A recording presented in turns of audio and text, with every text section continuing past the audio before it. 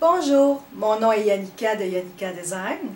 Aujourd'hui, je vais faire une vidéo sur comment faire des vagues en piqué libre, exactement comme j'ai utilisé pour ma courte pointe Koi in Pond. Vous allez voir, c'est extrêmement facile. Pour commencer, on commence sur le papier avant d'aller sur la machine.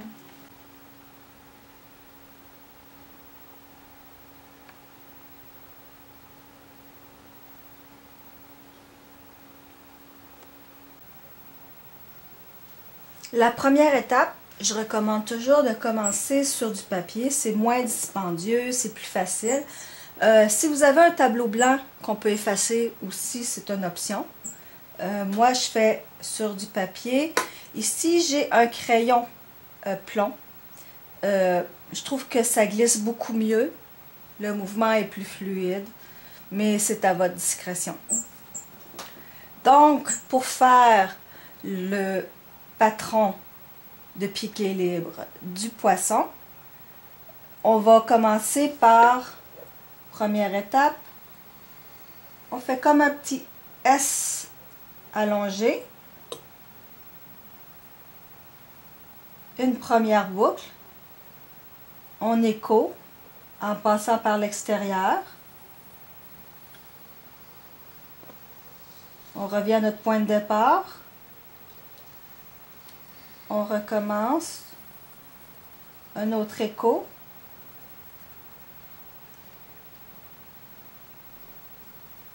et on repart jusqu'à notre point. Ensuite, on commence à faire ce que j'appelle les gouttelettes. Donc, on part, si on veut un nombre impair, on repart vers l'extérieur, comme ça, 1, écho, 2, écho, 3, écho, 4. Je veux dire, si on veut des nombres pairs, on va vers l'extérieur. Si on veut un nombre impair, on va vers l'intérieur. Comme vous voyez ici, je peux faire ça ici. 1, 2, 3. Ce qui me permet de repartir en écho et puis faire une boucle exactement comme la première ici, mais dans le sens inverse. Ensuite, on écho vers l'extérieur et on revient au point ici. On refait un autre écho jusqu'ici. Ensuite, on revient. Ici, je vais faire mes gouttes pour remplir cet espace-là. Donc, 1, 2, 3. 1, 2, 3, 4. Comme vous voyez ici, je suis partie vers l'extérieur de la goutte, donc ça m'en a fait 3. Tandis qu'ici, ça m'en a fait 4. Et ensuite, je recommence pour une autre spirale comme ici. Ce patron, ce piqué libre est très linéaire. C'est parce que j'ai été inspirée par un pentagramme qui est utilisé pour les long arms. Donc, que j'ai transféré sur la machine à coudre. Donc, ce qu'on peut faire, c'est le faire en bande. Puis, si on a besoin, on peut faire, pour voyager, on fait des échos. Ainsi de suite. Comme ça. Et puis, disons que maintenant, j'ai terminé toute ma bande. Donc, ensuite, je peux commencer un autre ici. Exactement la même chose. Comme ça. Comme ça. Ensuite, je fais les gouttes d'eau. Comme ça. J'essaie de remplir l'espace. Une fois rendu ici, je repars. Et puis je fais encore une fois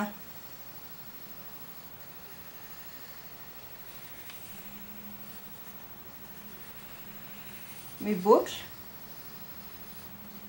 Encore une fois mes gouttes d'eau.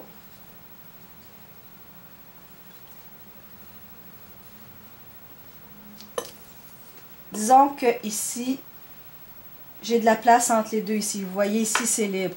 Donc, ce que je vais faire, c'est qu'avec des échos, je vais venir remplir cet espace-là. Ça peut être comme ça.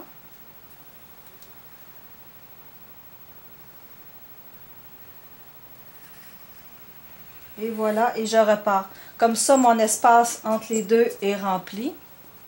Puis, il n'y a pas de grand espace qui va amener l'œil. Parce que si vous avez des espaces qui sont plus grands que ces espaces-là ici, automatiquement, l'œil va aller vers cet espace-là. Ça va faire un vide. Donc, c'est bien de remplir en faisant des échos. Donc, je vous recommande de pratiquer sur papier. Évidemment, ici, je l'ai fait quand même à grande échelle. Mais si vous voulez vraiment pratiquer plus,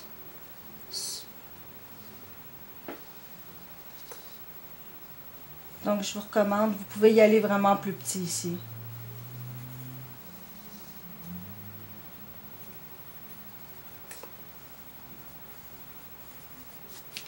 Donc, vous voyez, je peux remplir ma page, je peux pratiquer. La prochaine étape, c'est sur le tissu.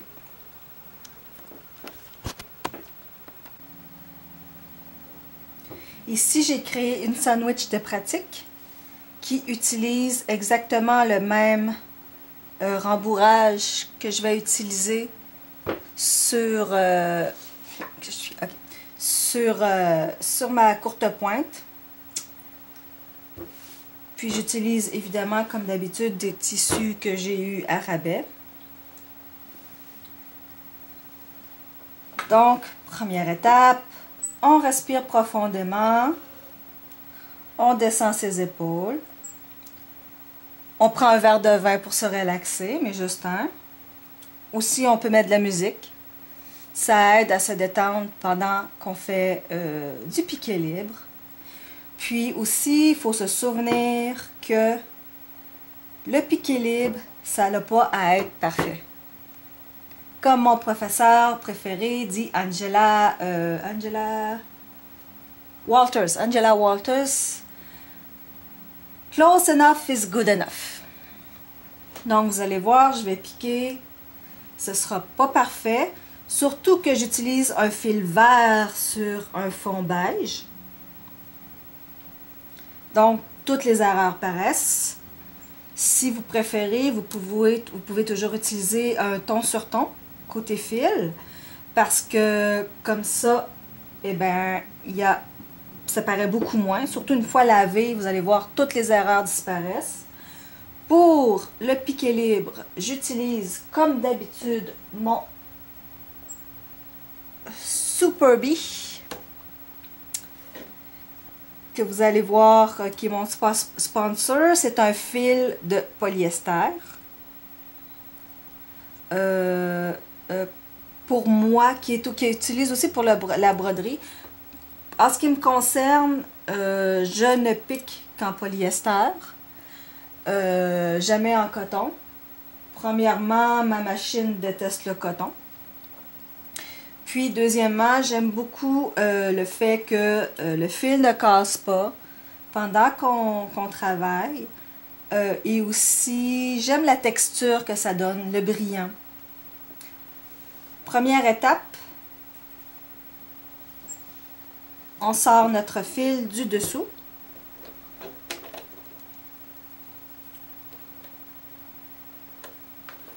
Et voilà. Il faut toujours sortir ces fils ces deux fils sur le dessus pour pouvoir ensuite le rentrer dans le rembourrage et faire disparaître les nœuds. Puis aussi comme ça, le fil n'est pas en arrière. Puis comme ça, il y a moins tendance à prendre dans vos coutures qui vont suivre.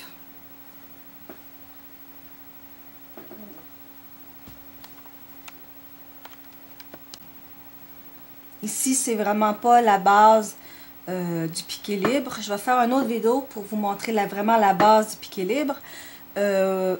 Comment arranger votre machine, comment arranger votre tension.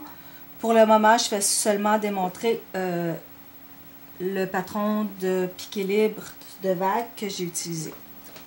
Donc, pareil comme sur le dessin, on commence par un S plutôt aplati.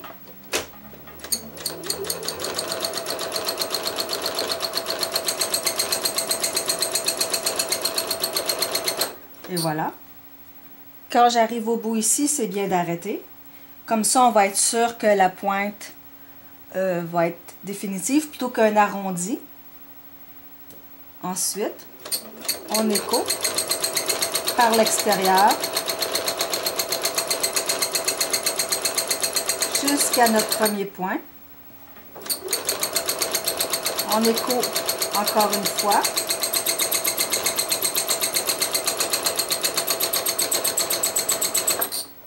On prend un arrêt et ensuite on écho encore une fois.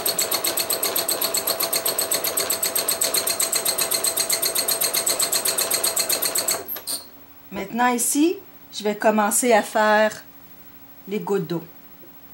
Donc, 1,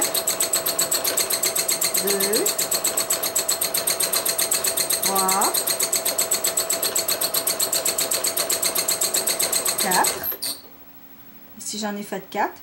Si je pars comme ça, si je pars dans ce sens-là ici, 1, 2, 3, ou si je pars dans ce sens-là, je vais faire 1, 2, 3, 4. Ça dépend, c'est vraiment comme on veut.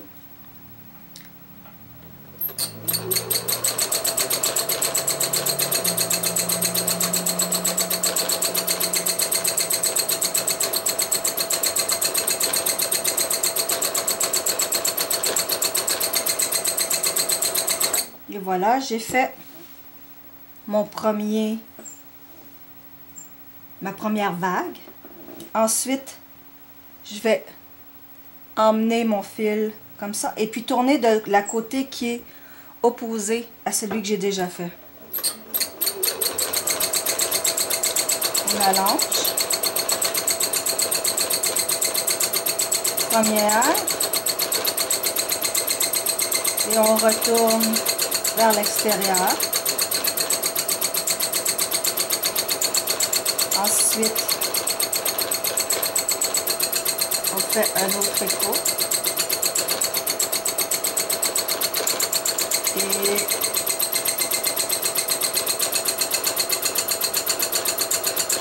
on retourne. Donc, rendu à ce point-là, c'est ici que je vais faire les gouttes d'eau. Je peux vous le montrer comme ça.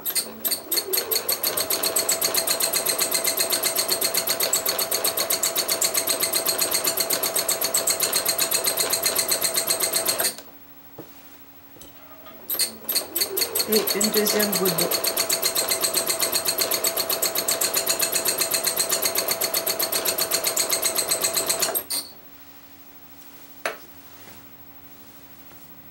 Donc, je suis rendue ici. Je fais un autre écho pour être à côté de ma vague. Et puis maintenant, je vais repartir côté contraire de ma vague ici.